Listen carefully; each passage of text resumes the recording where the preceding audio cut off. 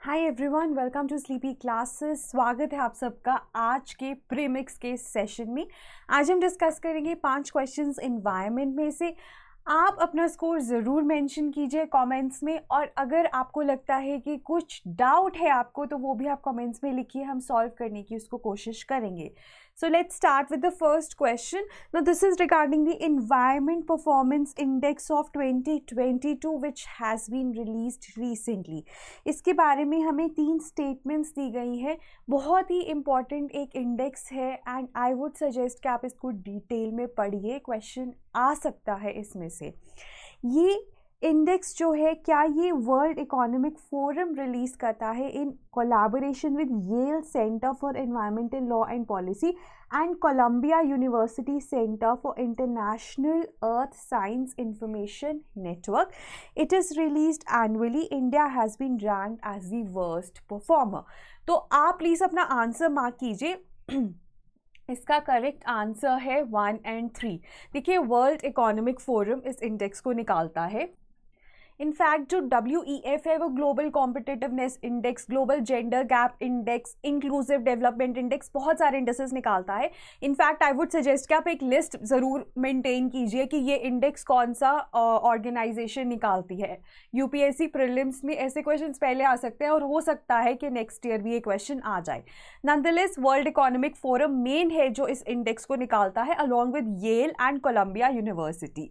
अब ये annually release नहीं होता, ये बाय एनुअली रिलीज होता है। मतलब कि बायनियली का मतलब है कि 2 सालों में एक बार। तो जो प्रीवियस था वो 2020 में रिलीज हुआ था, अब नेक्स्ट 2022 में रिलीज हुआ है। And why it is so important for us is क्योंकि इंडिया को इसमें वर्स्ट परफॉर्मर रैंक किया गया है। 180 कंट्रीज़ को ये रैंक करता है और इंडिया का रैंक 180th है। ठीक है, तभी it becomes very important for us to know it in a little detail. अब ये जो है ना, ये क्वांटिटेटिव बेसिस प्रोवाइड करता है for comparing, analysing and understanding environmental performance for 180 countries. तो ये बेसिकली अब इन्वायरमेंटल परफॉर्मेंस को कैसे रैंक करता है on the basis of 3 broad issues of ecosystem vitality, health and climate policy. Biennial है ये, 2002 में शुरू किया गया था इन्वायरमेंटल सस्टेनेबिलिटी इंडेक्स के नाम पे, और तब से हर 2 सालों में एक बार इसको रिलीज किया जाता है। Right, so again I would say ecosystem vitality, health, environmental health and climate policy, और रादर क्लाइमेट चेंज पॉलिसी।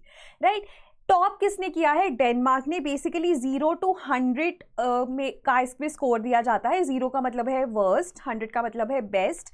तो डेनमार्क का सबसे ज़्यादा स्कोर है out of the 180 countries rank, तो उसका रैंक 1 है। सेकेंड रैंक UK का है, थर्ड रैंक फिनलैंड का है, इंडिया का रैंक 180th है विद अ स्कोर ऑफ 18.9। ठीक है, India in fact Pakistan, Bangladesh, Vietnam, Myanmar से भी नीचे, ऑब्वियसली लास्ट है तो सबसे नीचे ही आएगा, वर्स्ट परफॉर्मर है। जो 2020 में आया था उसमें भी इंडिया का रैंक 168 था और स्कोर कुछ 27 समथिंग था। I am not sure, well this is not relevant, the rank might be. आपसे क्वेश्चन पूछा जा सकता है कि 168 से 180th गया है, तो पहले भी बहुत अच्छा रैंक नहीं था, लेकिन अब तो वर्स्ट ही आ गया है। ठीक है, तो 0 to 100 के स्केल पे पॉइंट्स मिलते हैं फ्रॉम वर्स्ट टू बेस्ट। तो बहुत ही एक इम्पॉर्टेंट इंडेक्स है और एक बहुत ही important you can say it can be eye opener है इंडिया के लिए, और वो अपनी पॉलिसीज़ को उन्हें रिफॉर्म करना चाहिए। बट अगेन, अगर आप मेंस के लिए प्रिपेयर कर रहे हो तो हमें ये भी क्वेश्चन आ सकता है कि इसको हम क्रिटिकली एनालाइज करें कि ये जो भी क्राइटेरिया यूज़ करते हैं क्या वो एक्चुअली में रेलिवेंट है, क्वान्टिफाइबल है कि नहीं। ठीक है, तो मेंस के लिए भी हम इस क्वेश्चन को प्रिपेयर कर सकते हैं। देन स्टॉकहोम प्लस 50 के बारे में क्वेश्चन है।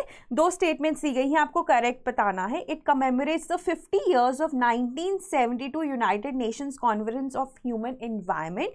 It is an international meeting convened by UNGA in Sweden to address the triple planetary crisis. Again आपको करेक्ट बताना है and both of these statements are correct, क्योंकि 1972 में यूनाइटेड नेशंस कॉन्फ्रेंस हुई थी ह्यूमन एनवायरनमेंट में। ठीक है, उसके अब 50 साल हो चुके हैं, तो उसको कमेमोरेट करने के लिए स्टॉकहोम प्लस 50 ऑर्गेनाइज किया है UNGA ने। ठीक है, so that is there and it is to address the triple planetary crisis. देखिए, बार बार ना आपको ये टर्म सुनने को मिल रहा है, ट्रिपल प्लानिटरी क्राइसिस। इसमें है क्या, biodiversity loss, climate change and pollution. ठीक है, तो BCP से आप याद कर सकते हैं। इन तीनों क्राइसिस को हमारी प्लानिट इकट्ठे फेस कर रही है and we have to address them. ठीक है, उसी में हेल्प करेगा हमें ये स्टॉकहोम +50, जो 1972 में पहली बार United Nations conference of human environment हुई थी।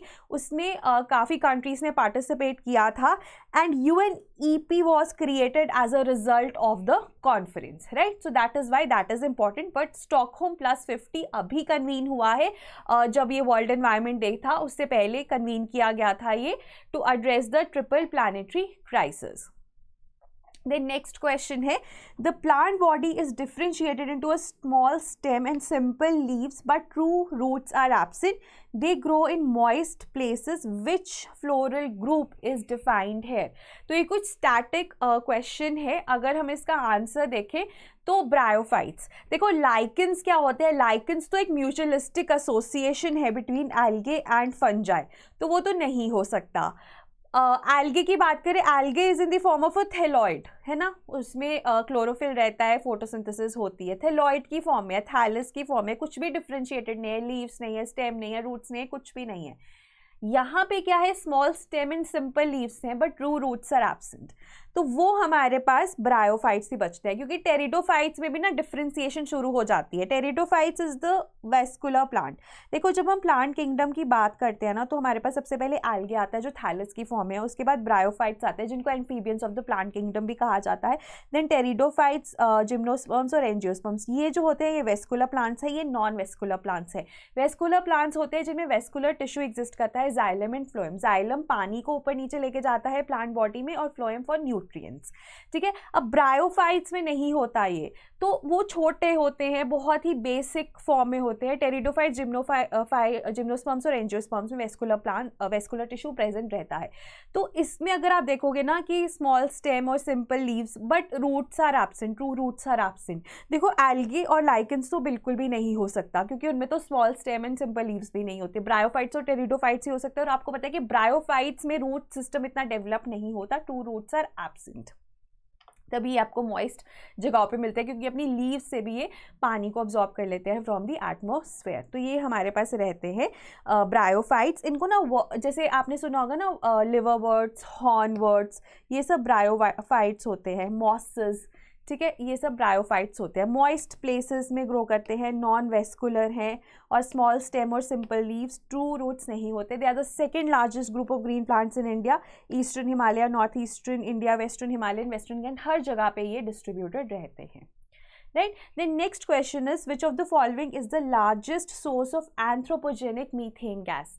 अब इसमें ना जो कैच है वो है एंथ्रोपोजेनिक, मतलब human source of methane gas largest क्या है। सो इसका जो आंसर है ना वो एग्रीकल्चर है। अगर ओवरऑल होता ना largest source of methane gas, तो हमारा आंसर वेटलैंड्स होता।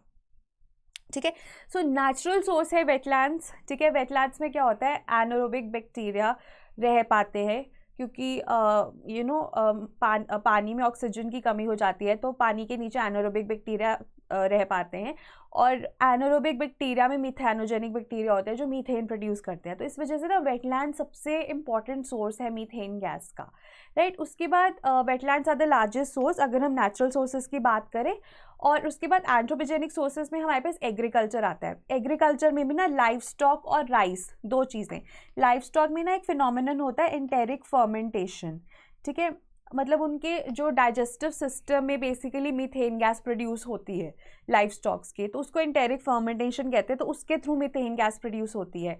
देन राइस, पैडी, अगेन पानी खड़ा रहता है तो एनारोबिक कंडीशंस होते हैं, तो मिथेनोजेनिक बैक्टीरिया होते हैं, तो मीथेन प्रोड्यूस करते हैं।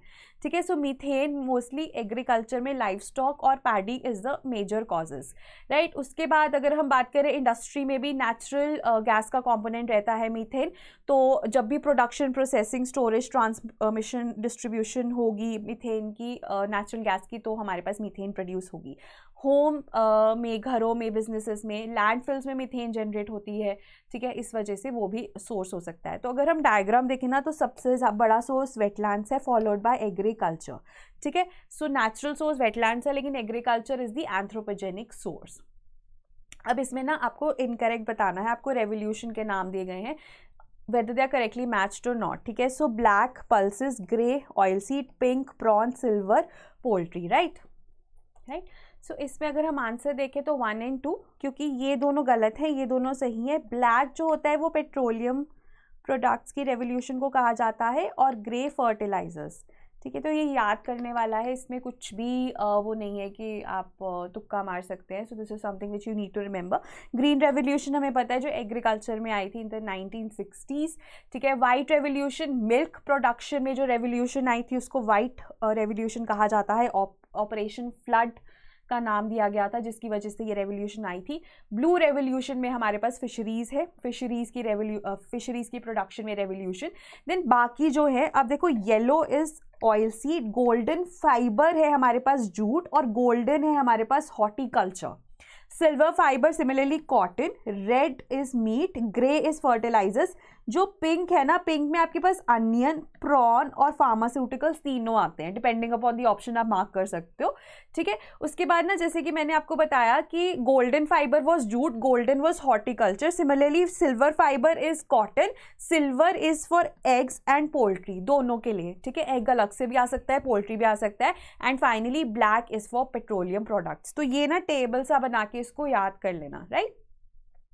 सो that was all for today. I think बहुत ही सिंपल था आज का प्रीमिक्स, और अपना स्कोर ज़रूर कमेंट्स में लिखिए ताकि आप कभी रिविजिट करते हैं इस वीडियो को रिवीजन के लिए, देन यू वुड नो कि अच्छा मेरा ये तब गलत हुआ था, मेरे सब 3 बन रहे थे 5 में से, लेकिन आज मेरे 5 में से 5 बन रहे हैं, just to keep a check on yourself, right. So that was all for today. और अगर हम अपने पेड इनिशिएटिव्स की बात करें फॉर GS, तो हमारे 3 तरह के इनिशिएटिव्स हैं। पहला है कॉन्टेंट ओनली बैच, जिसमें आपको ना कॉन्टेंट कंप्लीट GS कॉन्टेंट मिलेगा, that is static plus current affairs, essay content मिलेगा, सब्जेक्ट वाइज करंट अफेयर्स भी वीकली अपडेट होते हैं, टेलीग्राम ग्रुप का एक्सेस, कंटेंट में हमारे पास हर टॉपिक के बाद यू गेट अ GS का क्विज, ताकि आपका वो कंटेंट आपको पता चल जाए आपने कितना प्रिपेयर किया है कि नहीं।